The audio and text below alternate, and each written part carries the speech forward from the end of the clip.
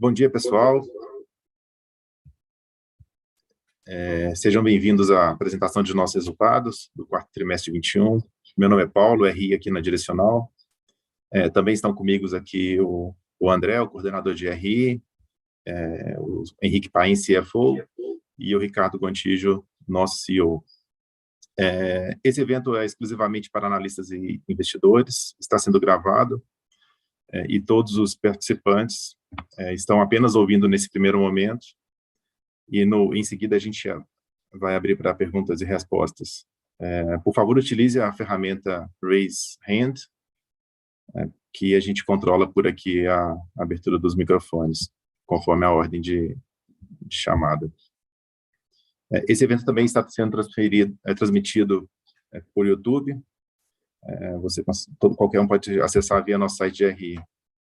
Agora eu gostaria de passar a palavra para o Ricardo, que iniciar a apresentação. Pessoal, bom dia a todos. Satisfação enorme tê-los aqui conosco nesse call de divulgação de resultados do ano de 2021, um call super relevante, importante, fechamento do ano. E eu queria passar por vocês com alguns destaques, alguns pontos que eu julgo serem aí bastante importantes para que vocês entendam, o que foi essa nossa trajetória ao longo dos últimos trimestres e um pouquinho, das expectativas, das perspectivas desse ambiente que a gente tem vivido atualmente, no mundo, no Brasil e no nosso setor. Bom, queria começar pela página 3, pelos destaques. Apesar da gente ter aí 4 slides, eu queria, não posso deixar de começar passando pelo que eu acho fundamental nesse momento, que é a nossa margem bruta. Então, eu queria destacar que a nossa margem bruta apresentou enorme resiliência ao longo de todo o ano de 2021, em todos os trimestres, sem exceção. Apesar de todos os desafios de aumento de preços de insumos que nós tivemos nesse ano. No quarto trimestre de 2021, que nós estamos divulgando nesse momento, nós entregamos uma margem bruta de 36,7%, apresentando, inclusive, um crescimento com relação à margem bruta que nós tivemos no terceiro trimestre. Nós mantemos aqui na Direcional um rígido acompanhamento dos custos das nossas obras. Esses custos são ajustados mensalmente, em função do cenário que nós vemos, tanto em termos de mão de obra, quanto de insumo. Em todas as viabilidades da empresa, quando provamos um lançamento e os custos que nós utilizamos aqui dentro, nós consideramos uma inflação estimada para as nossas obras. Além disso, todos os meses, o preço dos nossos produtos, unidade a unidade, andar por andar, coluna por coluna, sem exceção. Em determinados casos, esses ajustes ao longo dos últimos 18 meses têm sido quinzenalmente. Então, nós realmente temos procurado aqui trabalhar em todas as frentes para que a gente possa entregar a maior resiliência possível na nossa margem bruta. Eu vi, ao longo aí dos últimos dias, análises do preço médio de lançamento e de vendas aqui da nossa empresa, que, na minha visão, são completamente equivocadas, e eu queria destacar isso nesse nosso call. Aqui na Direcional, nós temos um mix de produtos que pode variar entre o grupo 1, grupo 2 e grupo 3 do Casa Verde e Amarela. Além desses 3 grupos, nós temos também a operação da Riva. Então, aqui dentro, nós ajustamos os nossos produtos e os nossos lançamentos em função do segmento onde nós vemos a maior oportunidade, a maior atratividade e os maiores retornos. Então, quando se analisam dados trimestrais da empresa, podem haver diferenças nos preços médios, tanto de lançamento quanto de vendas, em função do mix lançado ou vendido, mas o que eu acho importante deixar claro é que em todos esses segmentos, as margens brutas são muito parecidas. Exceto no segmento de Riva, que é o segmento do SBPE fora do programa, onde a necessidade de capital, em geral, é maior do que na operação do Casa Verde e Amarela, que nós operamos com uma margem bruta superior para que o retorno entregue sobre o capital alocado nas SPS seja bastante semelhante. Eu acho que esse destaque aqui é bem relevante. Nós temos realmente operado em todas as praças e em todos os segmentos do Casa Verde e Amarela com margens brutas muito parecidas. Então, não é o mix de produto que vai dizer a tendência da margem bruta, não é o preço médio de venda por trimestre, desculpa, que vai dizer a margem bruta esperada aqui da empresa, tá? Isso é importante ficar bem claro. Por último, eu queria reforçar que, ao longo dos últimos calls, eu tenho sempre procurado dizer que a expectativa de margem bruta, olhando o longo prazo do nosso negócio, é algo próximo a 34%. Claro que a gente pode ter variações temporárias em torno desse patamar, mas no longo prazo nós buscamos esses 34%. E queria aqui destacar que nos últimos 2 anos e meio nós temos operado acima desse patamar, tá bom? Que a gente diz, né, ser o recorrente e um patamar aí onde a atratividade do investimento nos nossos projetos é bastante satisfatória. Bom, tendo feito aí essa introdução, né, com o principal foco na margem bruta, eu queria agora voltar aos destaques que estão nessa página 3, ressaltando que o ano de 2021 foi o melhor ano da empresa em termos de lançamentos. Pela primeira vez, nós superamos a marca de 3 bilhões de reais, quando consideramos, né, o volume total lançado aqui na Direcional e participações minoritárias que nós temos de alguns sócios em determinados projetos.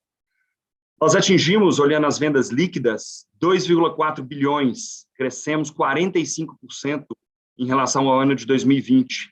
Esse foi também, com folga, o melhor ano da empresa em termos de vendas líquidas, quando nós analisamos o segmento de incorporação imobiliária. O ROI, que nós entregamos no 4º trimestre anualizado, atingiu 16%. Importante dizer que esse patamar de ROI foi atingido com uma alavancagem de 13,4% do patrimônio líquido da empresa. E se vocês observarem, a gente tem entregue ROIs crescentes trimestre após trimestre. Por fim, eu queria ressaltar algo aqui bastante relevante, que é o fato de nós termos tido um crescimento de receita líquida de 18%, quando comparamos 2021 com 2020, e um crescimento do nosso lucro líquido, ajustado por um efeito da venda da nossa carteira de recebíveis no 4º trimestre, que chegou a 47%. Ou seja, receita crescendo 18%, lucro líquido crescendo 47%. Isso aí deixa claro a alavancagem operacional que nós temos tido aqui no nosso negócio, deixa claro todo o esforço, né, que nós temos feito, toda a nossa equipe trabalhando para efetivamente termos um ganho de eficiência, onde, né, esse incremento de produtividade tem claramente se traduzido em uma eficiência, em uma empresa que, nos dias atuais, realmente tem conseguido entregar resultados muito superiores ao que entregamos no passado. Eu queria realmente aproveitar esse momento, nesses destaques, para agradecer tudo que o time da Direcional tem feito ao longo desses últimos anos, acreditando, né, no trabalho que nós temos desempenhado, e aqui, na minha visão, realmente entregando um resultado bastante positivo, muito em linha, né, com o que a gente tem se proposto a fazer. Eu queria, né, realmente expressar aqui uma satisfação muito grande com a equipe e por todo o time seguir aí firme conosco na entrega do propósito da empresa, que é o de transformar vidas e construir um futuro melhor. Então, acho que isso aí é um grande motivador que nós temos. Atender essas famílias, né, de renda mais baixa é realmente algo que nos dá uma satisfação enorme. Eu acho que, além, né, dos resultados que nós temos conseguido aí gradualmente entregar, eu acho que a gente, como empresa, tem vamos dizer, o privilégio de poder transformar a vida das pessoas e de contribuir para o futuro do nosso país. Bom, passando para a página seguinte, na página 4, onde eu queria tratar a respeito dos nossos lançamentos, como eu falei anteriormente, né, o ano de 21 foi recorde para a gente. Nós atingimos 3 bilhões 138 milhões de reais lançados, percentual, né, total, sendo aproximadamente 1 bilhão e 300 milhões no segmento da Riva, e mais de 1 bilhão e 800 no segmento de Direcional. Isso significou um crescimento de 78% em termos de lançamentos, quando comparado ao ano de 2020. Na página seguinte, vendas, nós fechamos 2021 com vendas líquidas de 2,44 bilhões de reais. Foi um crescimento de 45% com relação ao ano anterior. Desse total, 776 milhões foram vendas da Riva, que teve um crescimento, né, um volume de vendas 2,78 vezes maior do que em 2020, e 1 bilhão 645 milhões foram vendas da Direcional, que também apresentou um crescimento bastante relevante de 20% quando comparado a 2020, mesmo num ano onde o programa Casa Verde e Amarela apresentou uma significativa redução no volume de unidades contratadas. Quando a gente analisa de 2010 a 2021, o ano de 2021 foi o ano onde o programa apresentou o menor volume de unidades contratadas e nós tivemos um crescimento de 20% em relação a 2020. Então, acho que esse é outro ponto bem relevante aí a ser destacado. Nós tivemos no ano passado vendas crescentes em todos os trimestres. O trimestre seguinte sempre apresentou vendas superiores ao trimestre anterior, o que demonstra aí a assertividade dos nossos produtos e a resiliência da nossa operação. Bom, na página 6, eu queria destacar que nós aqui na Direcional definimos o nosso volume de lançamentos em função da velocidade de vendas, né, dos projetos que nós disponibilizamos para venda. Então, acho que um ponto relevante a ser destacado é que, mesmo com recorde de lançamentos em 2021, a VSO nossa foi extremamente sólida e constante. Em todos os trimestres, a nossa VSO variou entre 17% e 18%. Tá? Então, aqui, né, nós procuramos efetivamente construir aquilo que está vendido, construir aquilo que está, né, apresentando demanda. Não estamos aqui para construir estoque, especialmente num momento, né, como que a gente está vivendo atualmente, onde o custo de capital aumentou bastante. Então, essa busca por efetivamente, né, apresentar uma VSO desse patamar para cima é bastante importante para a gente e os lançamentos vão ser definidos a partir das vendas. Importante também destacar, por final aqui na minha fala, antes do Paim passar aí com vocês pelos destaques financeiros, a operação da Riva. Então, na página 7, né, eu queria dar um destaque aí realmente para a Riva, que teve um papel bastante relevante nos resultados, né, da Direcional consolidados no ano passado. Riva teve um volume de vendas de 776 milhões, como eu disse anteriormente, crescendo 178% em relação a 2020.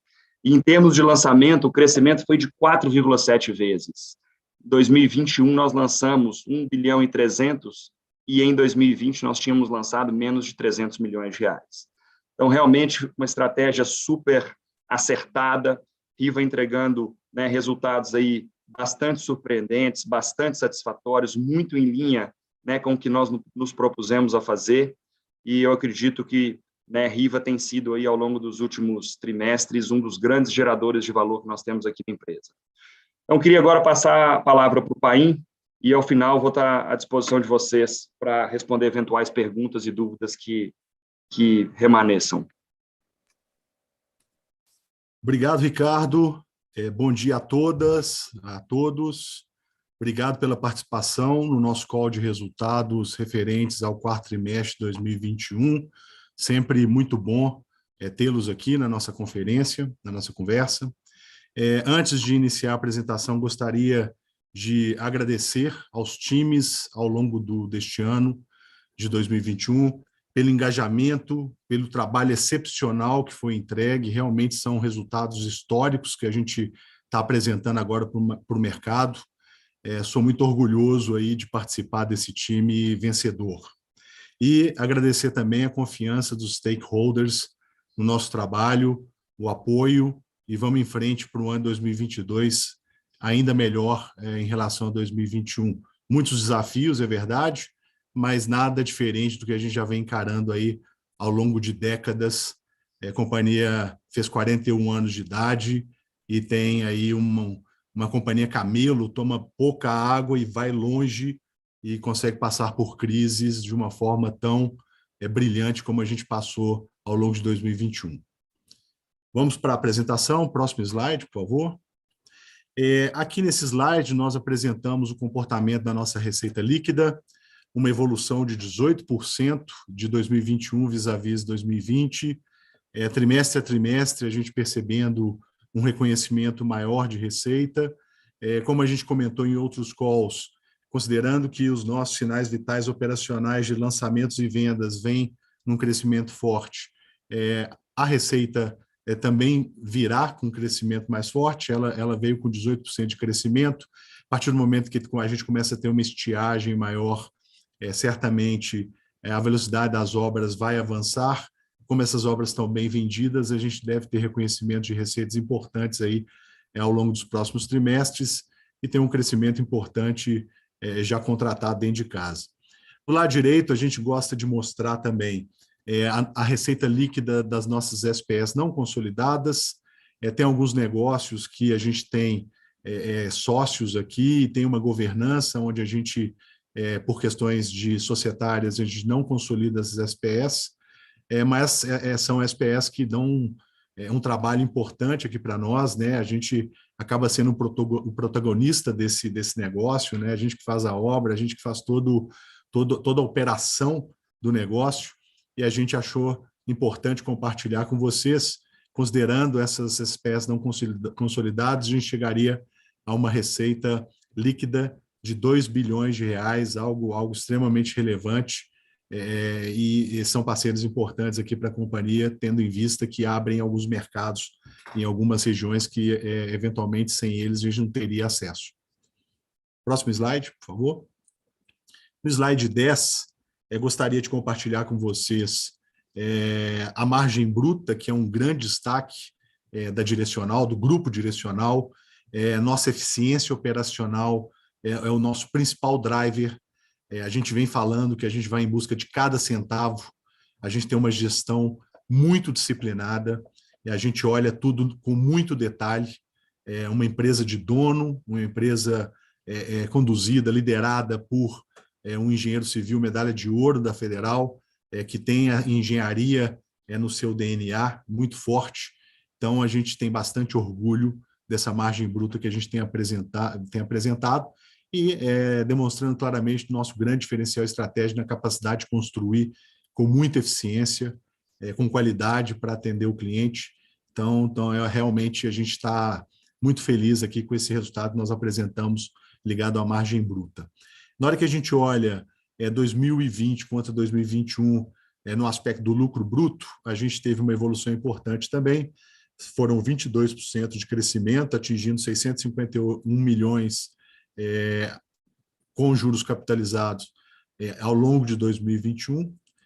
E do lado direito, a gente percebe a evolução ano após ano da nossa margem bruta, a gente saindo de um patamar próximo a 30%, né, em 2018, em 3 anos a gente conquistando aí um patamar realmente que é a referência do mercado de margem bruta em relação ao segmento que nós atuamos. Mais um slide, por favor. Aqui tem um trabalho exaustivo de controle de despesas.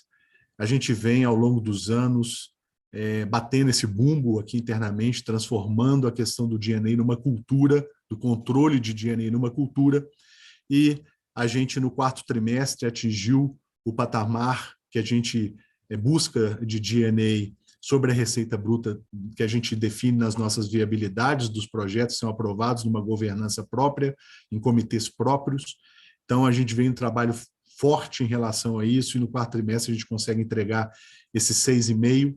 Obviamente, a gente nunca se contenta, a gente vai buscar algo melhor em 2022, melhorar ainda, porque em 2021, o ano fechado, a gente fechou a 6,9, vamos buscar o 6,5 no ano fechado, 2022, porque isso faz um efeito muito importante, né? Esse middle aqui em relação ao top line e o bottom line, é onde a gente tem uma grande capacidade de gestão, e os times estão muito engajados para olharem isso aqui como donos do negócio. Então, a gente tem uma expectativa muito positiva para esse lado do D&A. Para vocês terem uma ideia, estamos em estágio avançado de digitalização, transformação digital acelerada, e essa transformação digital está permitindo com que a gente dobre a operação sem mudar absolutamente nada nos nossos headcounts de back-office. Então, os mesmos 300 headcounts de back-office que a gente tinha na diretoria financeira são os 300 que nós temos hoje. Então, isso é feito de muitos robôs, atingimos mais de 80 robôs na nossa área de back-office, e isso vai se traduzir cada vez mais em eficiência na nossa operação e numa condução de um D&A sobre receita cada vez menor. No lado das despesas comerciais, Quando a gente olha sob o ângulo da receita bruta de incorporação, a gente andou de lado. Acho que tem um trabalho importante que já vem sendo feito nessa questão das despesas comerciais. Temos planos de ação para endereçar esse ponto, porque a gente acha que tem espaço para melhorias. Não é algo que possa mexer na nossa VSO, nós temos que ser muito cuidadosos na administração desse negócio, mas é um ponto aqui que a gente vai buscar melhores ratios de despesas comerciais sobre receita bruta de incorporação. Quando a gente olha no ângulo sobre vendas líquidas, já tem visto uma melhora. Isso não pode a gente não pode baixar a guarda tendo em vista esse indicador, mas vamos buscar cada vez mais um trabalho aí, usando também digitalização para nos ajudar nesse S que tem um ponto de melhoria para a gente conquistar ao longo de 2022. Próximo slide, por favor. E agora, finalmente, bottom line, lucro líquido antes de minoritários, atingimos 209 milhões em 2021 versus 2020, crescimento aqui trimestre após trimestre, considerando os minoritários. E do lado direito do slide, a gente pode perceber o que o Ricardo comentou, 47% de crescimento de lucro líquido, com 18% de crescimento de receita líquida. Isso mostra como nós temos usado de forma muito benéfica a alavancagem operacional. Isso é um efeito muito positivo no balanço, com um crescimento sem alavancagem. Então, a gente tem conseguido entregar exatamente o que a gente vem combinando ao longo dos últimos trimestres, e por isso eu acho que a gente conquistou esse nível de confiança com os stakeholders e vamos fazer um 2022 ainda melhor que 2021, apesar de todos os desafios que a gente vai ter pela frente. Mais um, por favor. No slide 13, a gente pode perceber como os sinais vitais do nosso negócio estão muito positivos através do EBITDA, a margem EBITDA atingindo aqui no quarto TRI 22,5%, maior margem EBITDA histórica do grupo direcional. Na hora que a gente olha o consolidado do ano, um crescimento expressivo também de 18,2% para 21,3%, o que demonstra realmente a resiliência do nosso negócio, como a gente vem entregando uma operação que tem rodado muito azeitada, com um foco estratégico, né, muito claro, sem desvio de atenção, sem desvio de energia para o que não merece atenção. Então, acho que é outro diferencial nosso, né? Uma visão muito criteriosa e detalhada dos nossos custos de obra, olho do dono, e aqui também essa questão que está relacionada a um olhar super crítico em todas as linhas do balanço, um acompanhamento muito de perto. Então, é isso que a gente consegue mostrar, uma margem EBITDA tão destacada no setor. Estrutura de capital do lado direito, nosso balanço desalavancando 6 pontos percentuais de terceiro TRI para agora, atingindo aí uma dívida líquida extremamente baixa, 196 milhões, aliás, até subalavancado o nosso balanço, a gente já comentou isso em outros calls, a gente acredita que algo mais próximo de 20, né, é mais saudável para toda a equação nossa da estrutura de capital, para o nosso acionista. Então, a gente provavelmente vai buscar esse número, alguma coisa próximo a 20, mas fechamos um ano aí muito bem endereçados em relação à estrutura de capital, desalavancagem, 1 bilhão e 50 milhões no caixa, mais uma emissão no mercado de capitais bem sucedida, com fechamento de preço, muita demanda. Então, como a gente vem fazendo, rating AAA pela S&P, uma das principais agências de rating globais. Então, estamos muito confiantes aí na manutenção dessa qualidade de crédito que nos é muito cara, e a gente olha essa qualidade, essa estrutura de capital para fazer todo o resto funcionar. Próximo slide, por favor. E, por último, mas não menos importante, o cronograma de amortização das nossas dívidas, um liability management bem executado, muito diluída a dívida ao longo do tempo, caixa capaz para pagar 4 anos de dívida. ou seja, estão bem encaixados, 90% do endividamento no longo prazo e um prazo ponderado, médio ponderado de quase 40 meses aqui na nossa dívida, e sempre bancada pelo mercado, que é soberano, que sabe escolher os melhores créditos. Então, 88% da nossa dívida no mercado de capitais, através de CRIs com pessoas físicas, investidores FIs e debêntures com investidores institucionais. Então, demonstra a confiança que nós recebemos aí do mercado de capitais para financiar nossas operações. É isso, muito obrigado. Vamos agora para perguntas e respostas.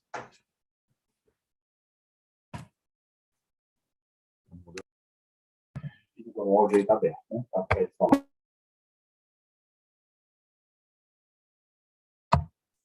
Bom dia, pessoal. Voltando aqui, eu vou começar o perguntas e respostas. A nossa primeira pergunta vem do Bruno Mendonça, do Bradesco BBI. Bruno, pode perguntar, por favor. Oi, pessoal, bom dia. Obrigado aí pela apresentação. Duas perguntas, Ricardinho, assim, uma bem direta aqui. Nos tris passados, vocês falaram em ganho de margem por entrega de obra abaixo do orçado, né? Aquele ganho no fim da obra que acabou gastando menos que o esperado. Teve alguma coisa nesse trimestre especificamente de ganho de margem por entrega de obra abaixo do orçado? Essa é a primeira pergunta. A segunda, um pouco mais longa, né? Assim, o Paim falou bastante aí, vocês falaram muito sobre a alavancagem operacional no G&A, mas a gente também tem visto aí um outro tipo de alavancagem operacional que é vocês crescendo bastante lançamentos sobre PL nessa relação, né? Então, em outras palavras, né, direcional tem mudado o patamar de lançamentos aí sem usar equity adicional para isso necessariamente, né? E, inclusive pagando dividendos sobre aceleração, que às vezes é até contraintuitivo. Então, isso parece para mim aqui que é uma alavanca importante para o ganho de ROI. E quando eu olho o backlog de resultado a reconhecer, eu fico com a sensação de que tem mais por vir, né? Tem mais ROI por vir. Então, você pode falar um pouco aí sobre como que vocês têm pensado esse uso de capital, uso de equity, riscos associados a essa aceleração sem equity e o que a gente deveria esperar dessa relação de lançamento sobre PL daqui para frente? Obrigado.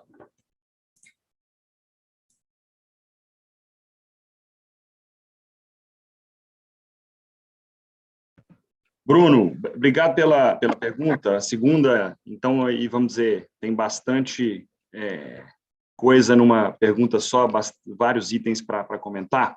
Vamos lá. Em relação à primeira, que é reconhecimento de eventuais economias em obra, né, quando a obra é concluída, e aquele INCC, né, a inflação que a gente estima nos nossos projetos, né, e que a gente, durante alguns trimestres, reverteu quando a obra chegou ao final sem consumir aquela, né, inflação estimada no momento do lançamento. Nesse quarto trimestre, isso não aconteceu, tá?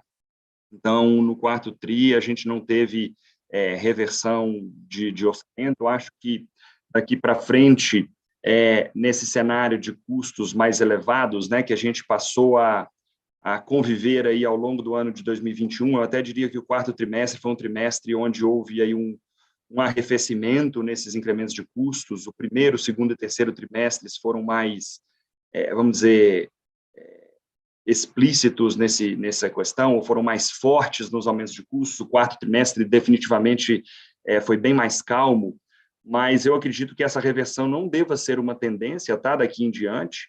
A gente mantém essas projeções de inflação nos nossos orçamentos, mas no momento atual, especialmente com essa questão, né, na Ucrânia, os aumentos de combustíveis aí que a gente teve na semana passada, eu acredito que a gente ainda deva ter, né, ao longo dos próximos meses, trimestres, uma expectativa de alguns custos subindo. A gente tem que monitorar isso bem de perto, mas possivelmente não deve ser uma tendência, tá? No quarto trimestre, a gente teve só de específico, acho que não é relevante, mas importante dizer, algumas economias em obra que a gente tem em sociedade, onde, acima de um determinado patamar de economia, esse ganho é da construtora, tá? Que no caso foi a direcional. Então, não é relevante, não é o que muda significativamente nossa margem bruta, mas foi o único ponto que a gente teve aí nesse quarto trimestre, eu diria, de potencial ganho de margem bruta, mas que não foi decorrente, tá, de economia de obra. Olhando para frente, acho que é importante que vocês continuem trabalhando aí, né, sempre vendo algo próximo a 34%, como sendo a margem bruta alvo aqui da nossa empresa, né? Você pode ter altos e baixos ali no curto prazo, mas olhando o longo prazo aos 34%, acho que assim, é uma satisfação muito grande de estarmos trabalhando por 2 anos e meio já acima desse patamar, mas continuo dizendo, né, que nesse momento volátil, mais difícil de se ter uma previsibilidade assertiva, acho que é importante o mercado operar com esse patamar próximo a 34%. Queria comentar também um último ponto que vai muito em linha com toda essa, eu diria, confiabilidade, né, que existe nos nossos resultados e resiliência.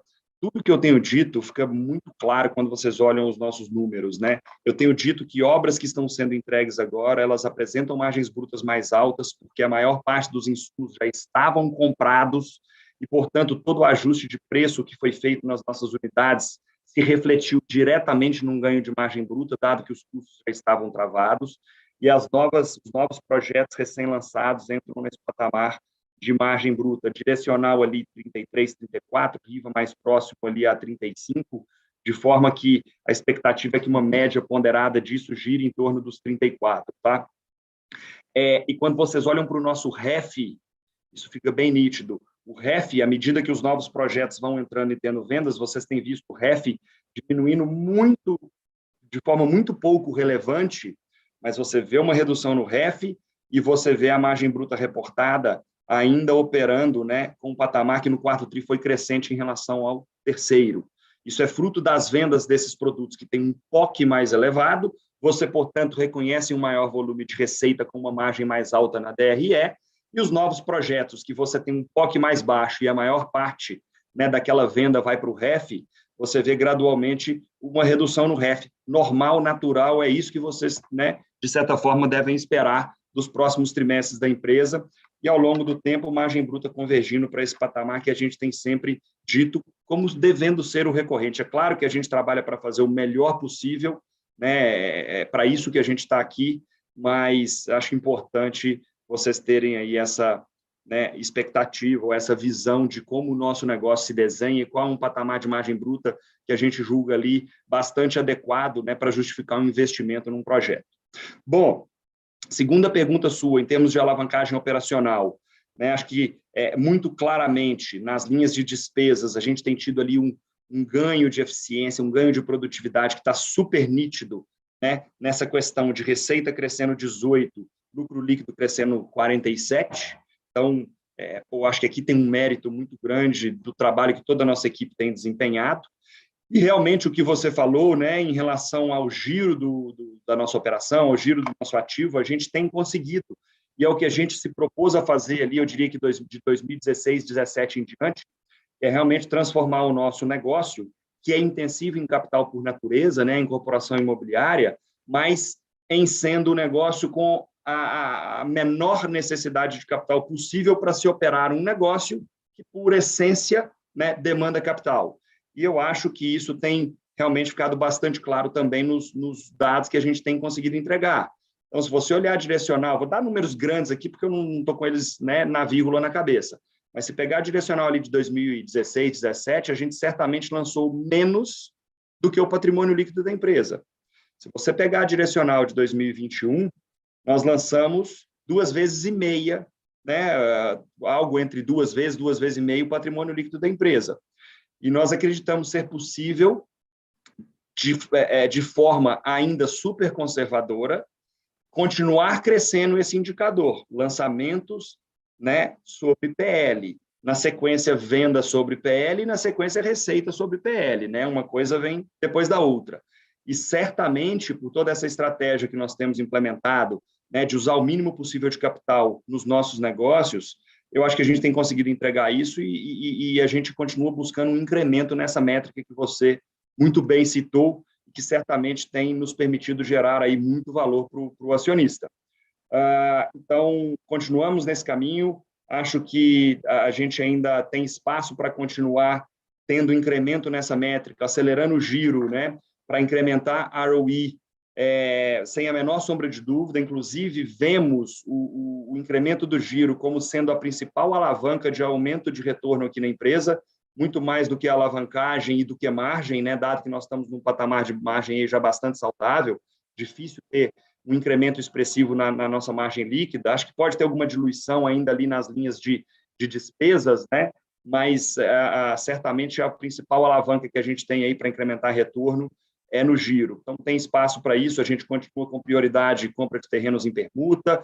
Nesse momento de custo de capital mais elevado, certamente o nosso esforço vai estar muito voltado, né, dentro do possível, nesse cenário desafiador, mas para ganho de VSO. E eu digo que o cenário é desafiador porque a gente tem, né, uma inflação alta, a renda do nosso cliente mais comprometida com insumos básicos, ali, alimentação, gás, energia. Então, né, é um momento delicado, difícil, né, de se incrementar VSO, mas a gente vê, especialmente no segmento do Casa Verde e Amarela, e principalmente depois dos anúncios aí que foram feitos na semana passada, das aprovações das mudanças na curva de subsídio ali no Conselho Curador do FGTS, a gente vê, sim, oportunidades bastante interessantes nesse segmento, nesse momento mais desafiador de Brasil que a gente vive, com juros mais altos, inflação mais alta afetando, né, de forma mais expressiva, principalmente os juros, o segmento da Riva. Bom, backlog eu falei um pouquinho, que tinha sido parte da sua segunda pergunta, e com relação a risco de crescimento versus tamanho do nosso equity, eu acho que aqui a gente ainda tem espaço para ter incremento, mantendo todo o nosso conservadorismo aí da nossa operação, tá? E essa é a alavanca que a gente está trabalhando mais forte para gerar valor para o nosso acionista. Não sei se eu respondi tudo, Bruno. Maravilha, muito completa a resposta. Obrigado.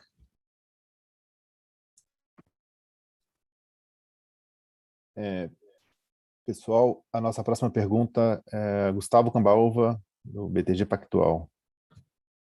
Gustavo, o seu microfone está aberto. Oi, pessoal, bom dia. Eu queria fazer uma pergunta aqui, ainda nessa questão da margem. O Ricardo já até comentou, né, da margem backlog. Quando a gente faz aqui vamos dizer, a conta do quanto está caindo a tua margem backlog em relação à tua margem reportada, a impressão que dá é que você ainda está originando projeto acima desses 34 que você tem falado aí de margem bruta target, vamos dizer assim. Aí eu queria entender um pouco isso, assim, se de fato, vamos dizer, apesar desse cenário pior de custo que a gente está vivendo atualmente, se vocês ainda estão, vamos dizer assim, com a margem bruta acima desse patamar, né, e se de fato você acha que, vamos dizer assim, mesmo com revisões de orçamento que vocês têm feito constantemente e tudo, se dá para realmente atingir esse patamar, apesar dessa alta recente que a gente viu de inflação.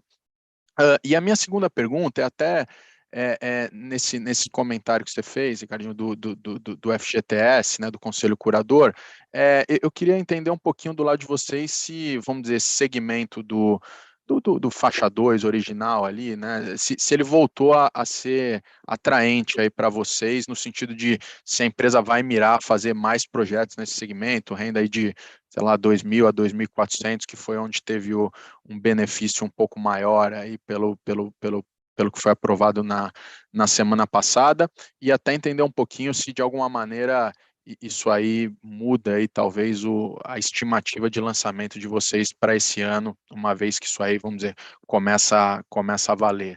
Tá? Obrigado.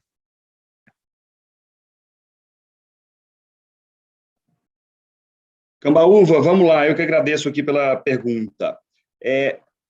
Você tem razão com relação, né, às margens do nosso backlog, que elas, né, ainda estão aí bastante elevadas, teve uma pequena redução no trimestre, né, super em linha, super esperada, e muito, né, assim, em linha com o que a gente tem dito. Acho que nesse momento a gente está passando por um período né, complexo, porque são várias variáveis que têm, né, se mexido ao mesmo tempo, especialmente agora nesse conflito na Ucrânia, onde a gente não sabe quais vão ser os impactos em combustíveis, em petróleo, que acaba impactando. Combustível é frete em geral, petróleo você tem tubos, né, eletrodutos, uma série de insumos que a gente compra que tem, de certa forma, ali usam resinas e tem, né, direta correlação com o petróleo, alumínio, cabos de cobre, são commodities que têm aí uma relação bem próxima ali, a Rússia grande produtor e acaba afetando o preço, né, mundial dessas commodities. Então, eu diria que a gente sempre procura trabalhar de forma aí conservadora, mas é um pouco cedo para a gente, eventualmente, ter algum otimismo com relação à possibilidade de operarmos, né, com uma margem bruta acima desse patamar de 34. Acho que a gente precisa de realmente mais algum tempo para ver onde essas coisas vão se estabilizar, e eu acho que realmente nesse momento o ideal é ter aí como perspectiva margens mais próximas a 34 do Cambaúva.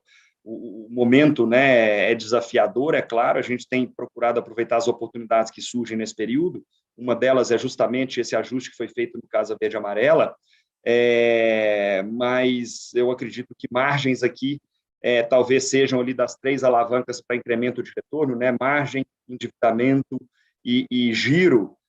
Talvez margem seja realmente otimismo demais pensar na possibilidade de, num cenário desse, né, a gente ter margens acima dessa margem que a gente julga ser recorrente no longo prazo do nosso negócio.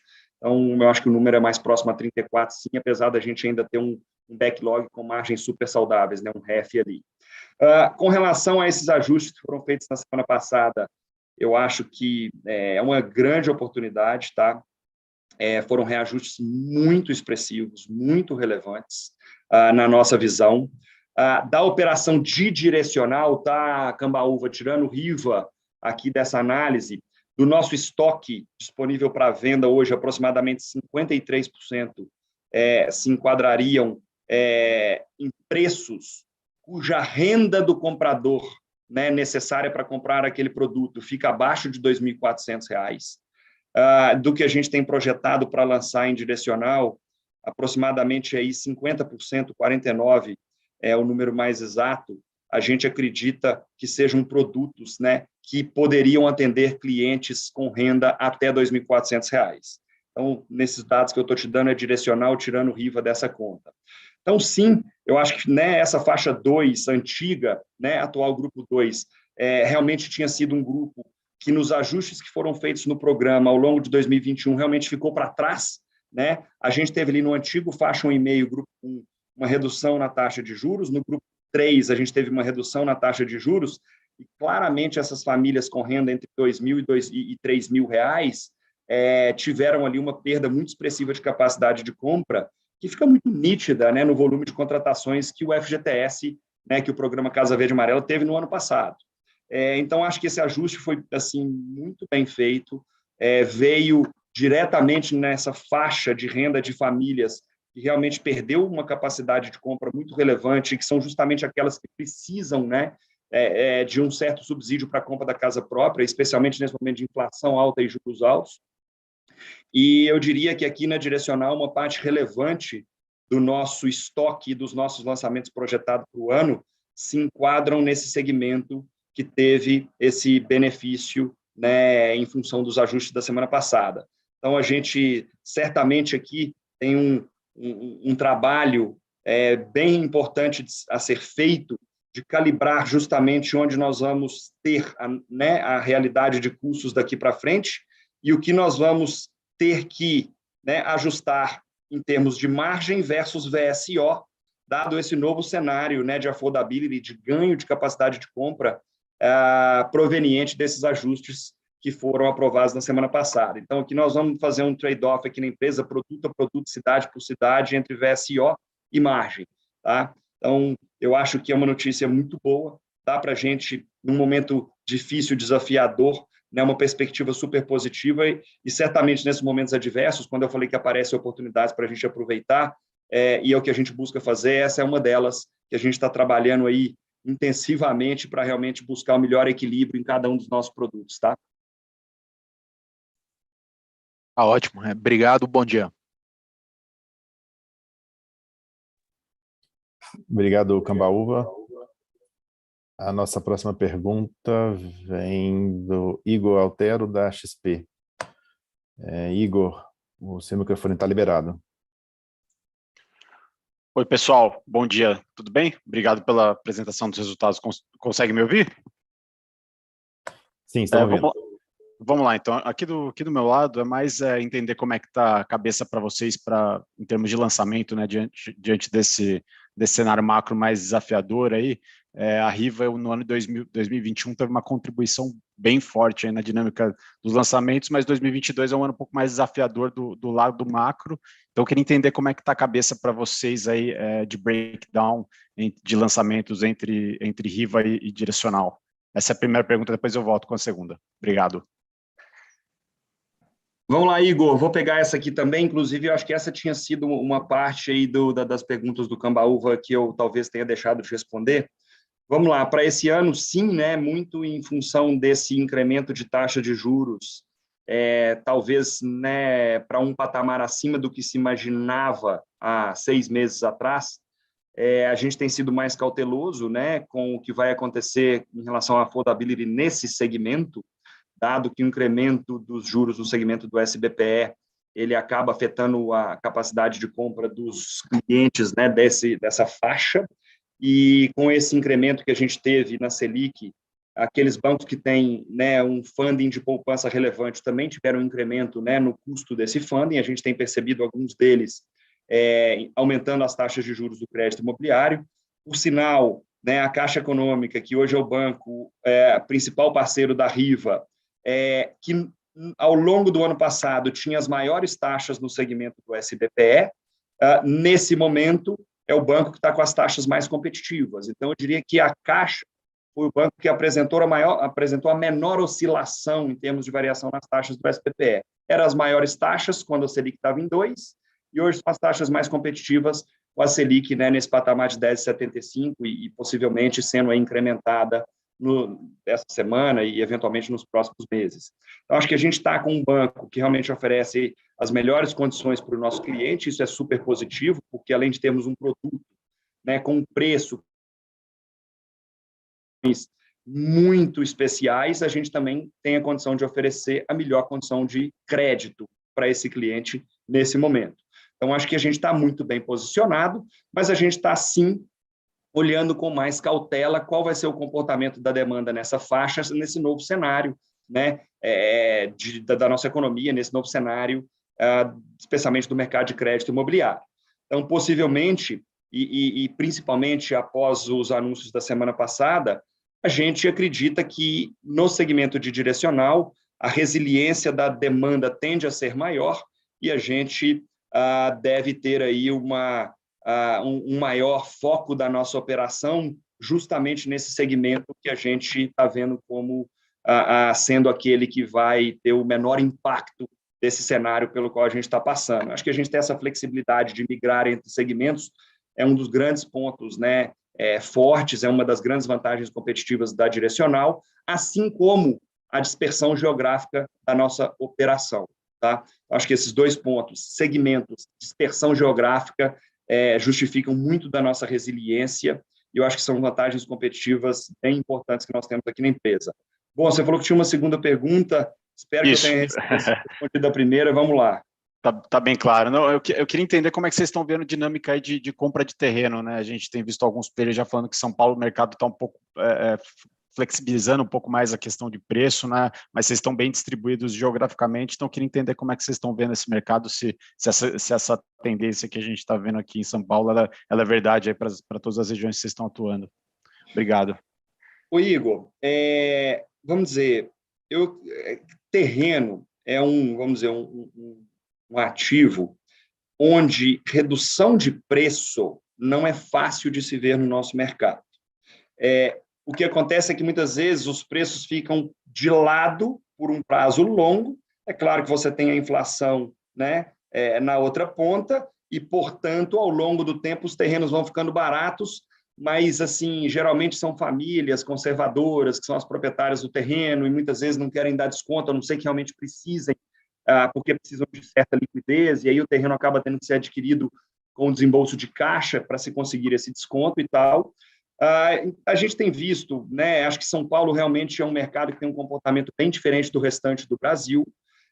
Ao longo de todos esses últimos anos, período de pandemia e agora, né, nessa reta final da pandemia, a gente espera, o mercado de São Paulo se comportou de forma completamente distinta do restante do Brasil. A nossa exposição à Praça de São Paulo, eu acho que é um ponto relevante, ela é muito pequena quando se olha o todo, talvez aí uma das menores representatividades de São Paulo em relação à operação de qualquer incorporadora, talvez na direcional seja uma das menores. O mercado de São Paulo é um mercado que tem passado por um período desafiador, tá? E possivelmente a demanda por terrenos nesse cenário mais desafiador tem feito com que determinados ajustes por parte dos proprietários aconteça. Na minha visão, o principal deles é que o mercado deve, né, possivelmente caminhar no sentido de se conseguir mais permuta e menos pagamento em caixa pelos terrenos, o que para nós já é um grande ponto positivo. E a gente, né, no restante do Brasil, não viu basicamente alteração nenhuma, tá, com relação a tanto preço de terreno, possibilidade de compra em permuta, com pouca alocação de capital, nada disso. Então, talvez essa referência que você está me dando, né, ou essa comparação fica restrita a São Paulo, e sim, a gente tem conseguido no mercado de São Paulo adquirir terrenos majoritariamente via permuta, que há algum tempo atrás realmente estava muito difícil, e nós, né, seguramos as aquisições, porque dentro da nossa estratégia deixou de fazer sentido, dado que os retornos em praças além de São Paulo estavam se mostrando, vamos dizer, mais satisfatórios do que na Praça de São Paulo em si. Nesse momento, a gente acredita que São Paulo pode, né, voltar a ter uma atratividade maior. Vamos esperar para ver efetivamente o que acontece, mas, de novo, como eu disse, acho que a diversificação geográfica para a gente é bem importante, tá? Tá ótimo, Ricardinho. Ficou bem claro. Obrigado. Obrigado, Paulo. Obrigado, pessoal. A nossa próxima pergunta vem da Fanny, do Santander. Fanny, seu microfone está aberto aí. Oi, bom dia, Ricardinho, bom dia, Paim, bom dia, Paulo, tudo bom? Pessoal, perguntinha simples, a maior parte das minhas perguntas já foram respondidas. Primeira é entender que nível de VSO vocês acham que dá para buscar aí nesse segmento, né, no faixa 2. E a segunda, aí voltada aí para o Ricardinho, e suas conexões, o que você está vendo aí da questão das discussões relacionadas ao seguro, né, ao potencial seguro, né, que agora foi postergado, né, a implementação, mas que tem essa discussão aí entre o governo, né, e a indústria para ver que tipo se vai ter um seguro, o que vai ter para evitar que a população, né, que comprar alguma casa de algum developer, né, tem algum problema, né, com relação a não entregar, esse tipo de coisa. É isso. Vamos lá, Fanny. Eu vou começar pela sua segunda pergunta, ou segunda parte da pergunta, que é com relação ao seguro. Eu acho que você fez um comentário super relevante. E que eu, né, nesse caso, vejo um mérito muito grande no seguro, que é justamente atender aquelas famílias que, em eventuais situações, né, onde haja uma patologia na construção, haja né, depois que a família muda, começa a ocupar o imóvel, surge ali um determinado problema, há uma infiltração, há uma cerâmica que tem que ser substituída, há um problema elétrico. Então, assim, eu acho que a imagem do programa, né, é super importante que realmente seja a melhor possível, porque é um programa vitorioso, acho que é um programa que é referência no mundo inteiro, um programa extremamente competitivo, concorrido, inúmeras empresas operando, e certamente, né, a gente quer que as empresas que operem nesse programa entreguem para o cliente um produto com a qualidade, né, esperada, com a qualidade, né, que qualquer família que compra um imóvel merece, e, portanto, né, nós termos um seguro que cubra eventuais problemas, vícios construtivos, que aquela construtora, de alguma forma, se recuse a corrigir, né, desde que seja uma patologia, um vício construtivo, vamos dizer, decorrente da execução da obra e não decorrente do uso, a gente quer que o programa realmente tenha a melhor imagem possível, e eu acho que, portanto, sob esse ponto de vista, tem um mérito muito grande, né, na ampliação da cobertura dos seguros que já existem, justamente para proteger essas famílias e para que a gente tenha uma imagem, né, ainda melhor de um programa que é difícil, na minha visão, ter algum programa tão bem sucedido como esse no nosso país. É difícil dizer, Pani, a gente, né, essa é uma decisão que cabe ao Ministério do Desenvolvimento Regional. Acho que houve diversas discussões que foram super produtivas ao longo das últimas semanas para que, né, o seguro definitivo resolva justamente essa questão relativa ao uso das famílias, né, e que elas tenham qualquer patologia corrigida. Então, que resolva a demanda, a necessidade que a gente, como país, tem, com o custo mais competitivo possível, porque vocês sabem claramente que o cenário, né, pelo qual os setores, né, que vendem para o mercado interno têm vivido, são os desafios que, né, não só o setor de incorporação imobiliária, mas diversos outros têm passado. Então, a gente, né, tem aguardado aí realmente qual vai ser a definição final do Ministério, mas eu acho que as conversas têm sido extremamente produtivas, têm caminhado numa direção, né, onde realmente o desfecho tende a ser nessa linha do que eu disse, com custos que façam sentido e com coberturas que resolvam, né, essa necessidade das famílias que compram um imóvel. Acredito que isso deve acontecer, né, nos próximos dias, e realmente estou muito otimista que vai ser algo que vem para somar, algo que realmente vai ser muito, muito positivo para o programa, para as empresas, para os clientes, diferentemente, né, daquela ideia original que havia ali alguns questionamentos com relação tanto ao custo quanto à efetividade, né, do que estava sendo originalmente proposto. Então, estamos esperando aí, Fanny. Acho que isso não é algo que muda, né, dramaticamente tanto a atratividade ou números aqui nesse momento, mas, sem dúvida nenhuma, caminhar nesse sentido que eu disse, competitividade de custos e de atendimento às demandas das famílias é o que a gente, como setor, busca, eu acho que é o que o Ministério busca e eu acredito plenamente que isso vai ser atingido. Com relação à VSO de faixa 2, né, Fanny, estamos aguardando, né, a implementação dessas novas curvas, né, vai ter um ganho de affordability expressivo para a faixa 2, especificamente para aquelas famílias, né, eu diria ali com renda abaixo de 2.700, 2.800 e um patamar muito relevante abaixo de 2.400. Aqui, como eu falei na pergunta do Cambaúva, se não me engano, a gente vai buscar um equilíbrio entre VSO e margens, dado esse cenário e os potenciais impactos desse conflito, né, na Ucrânia. A gente está monitorando isso muito de perto para buscar esse equilíbrio. Não fosse por essa incerteza momentânea pela qual a gente está passando, dadas as margens que nós estamos trabalhando, certamente a gente buscaria um incremento de VSO prioritariamente. Nesse momento, a gente está realmente ali buscando entender onde as coisas vão se acomodar para ter esse equilíbrio. Num, né, cenário de custo de capital muito mais alto, pelo qual a gente está passando atualmente, quando comparado, por exemplo, a um ano e meio atrás, naturalmente faz todo sentido a gente buscar um incremento de VSO, né, para que a gente opere com uma menor necessidade de capital próprio, e no modelo associativo, que é a maior parte da nossa operação, a gente opere com capital, né, dos adquirentes das nossas unidades. Então, do ponto de vista de gestão aqui da empresa, faz todo sentido nós buscarmos um incremento de VSO, mas pode ter certeza que essa análise, né, vai ser feita levando em conta esse possível ajuste de eventuais custos de insumos. Acho que é um pouco cedo para te dizer, te falei o cenário se não houvesse esse conflito, né, e considerando a realidade que a gente viu no quarto TRI, possivelmente ia todo esse incremento para ganho de VSO. Acho que nesse novo cenário a gente vai buscar um equilíbrio aí entre manutenção de margens e VSO, mas certamente nós vamos buscar uma VSO acima do que a gente tem trabalhado atualmente nesse novo cenário onde houve um ganho, né, importante de capacidade de compra por parte do nosso cliente.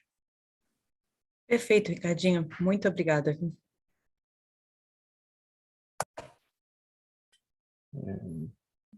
Nossa próxima pergunta é o Alex Ferraz, do Itaú. Alex, está liberado aí para abrir o microfone. Bom dia, Ricardinho, Paim, Paulo, obrigado aqui pela apresentação. Eu tenho duas perguntas aqui, acho que um pouco mais específicas, né? Vocês já abordaram bastante aqui os temas.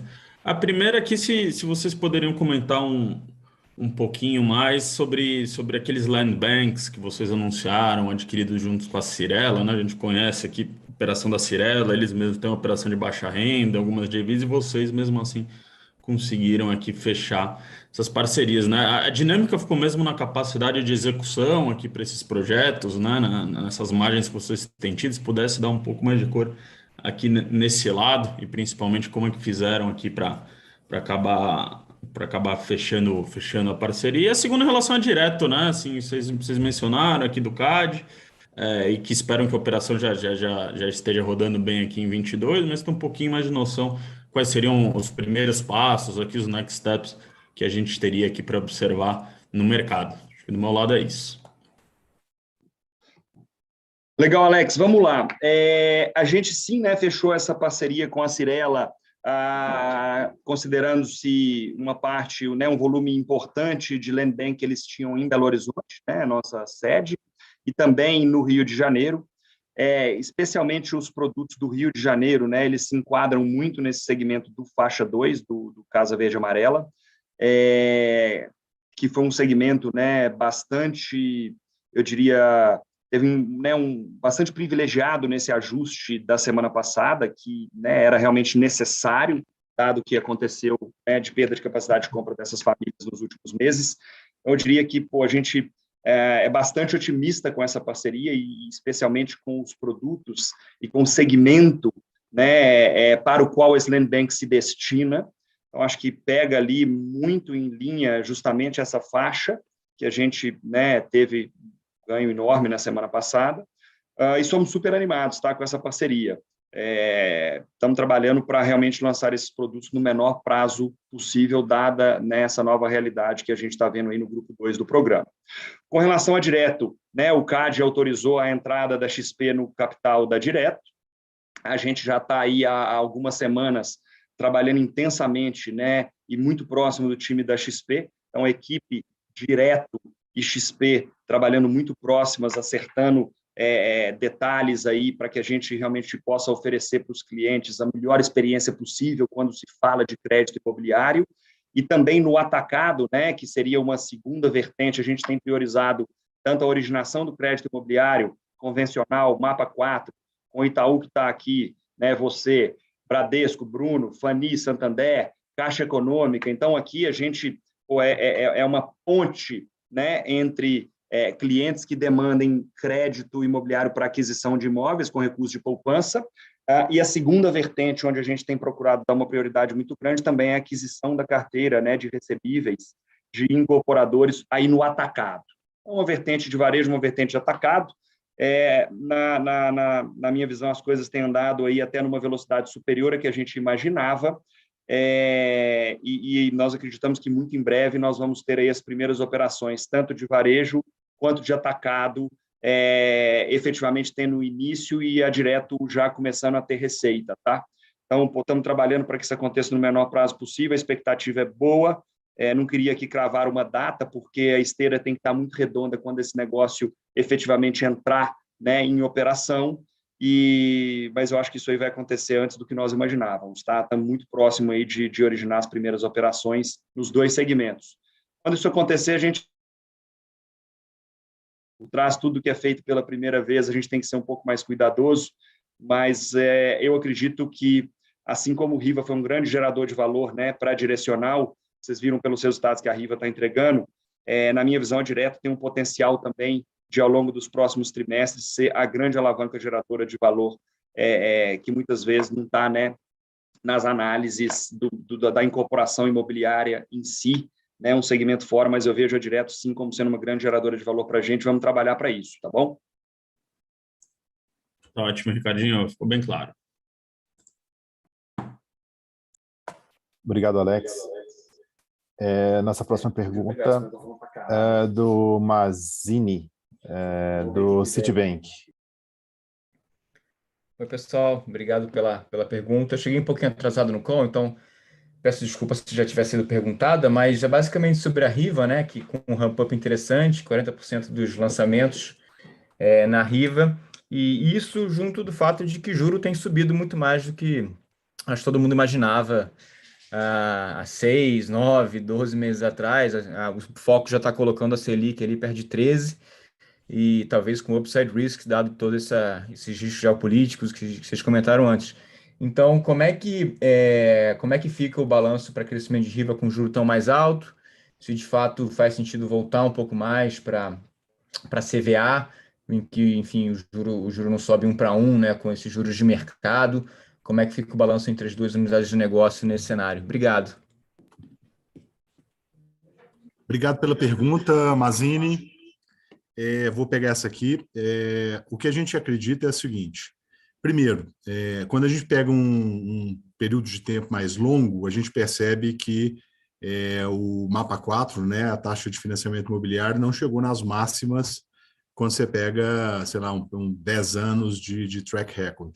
E a gente já conviveu com taxas mais altas e com o setor funcionando normalmente. Obviamente, não há de se dizer que não seja um ponto de atenção, como que a taxa de juros pode atrapalhar no affordability para a operação da Riva. E por conta disso, eu acho que a gente prevê que Riva vai crescer mais marginalmente ao longo de 2022, e o driver de crescimento para este ano, considerando que as taxas estão, quer dizer, até melhoraram no final das contas agora com essa nova curva de subsídio, e teve um benefício na taxa também, mesmo que marginal, mas teve um benefício na taxa. Então, o Casa Verde Amarela tá mais interessante, vai ser o driver de crescimento para o nosso negócio. Tem um outro ponto que o grupo direcional ele ele é fit com o mercado brasileiro, né? Então, no final das contas, o que você vê é que famílias de mais alta renda, eventualmente, elas podem estar fazendo um downtrade em relação ao produto que ela vai comprar. Então, ela não tem mais capacidade, eventualmente, de colocar dentro da sua renda um imóvel de R$500 mil, o Riva vai ser suitable para essa família, para que ela possa adquirir sua casa própria, né?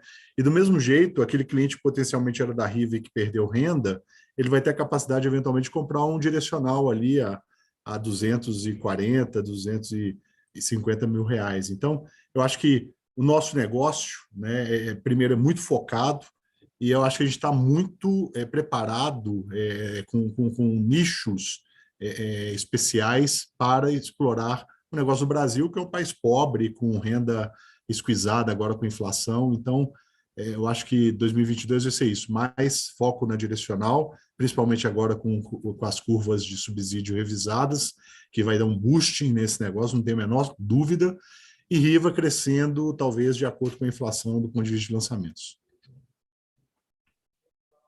Ótimo. Obrigado, Paim, muito claro. Obrigado.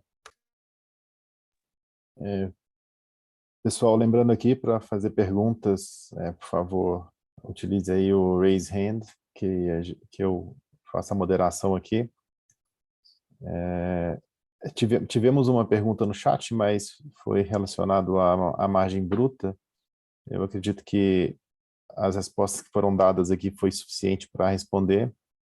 De qualquer forma, se sobrou alguma dúvida, Carlos Herrera, por favor, fique à vontade para entrar em contato com o nosso RI aqui no nosso via e-mail ou telefone, que a gente pode tirar a dúvida também. Bem, nós não temos mais perguntas.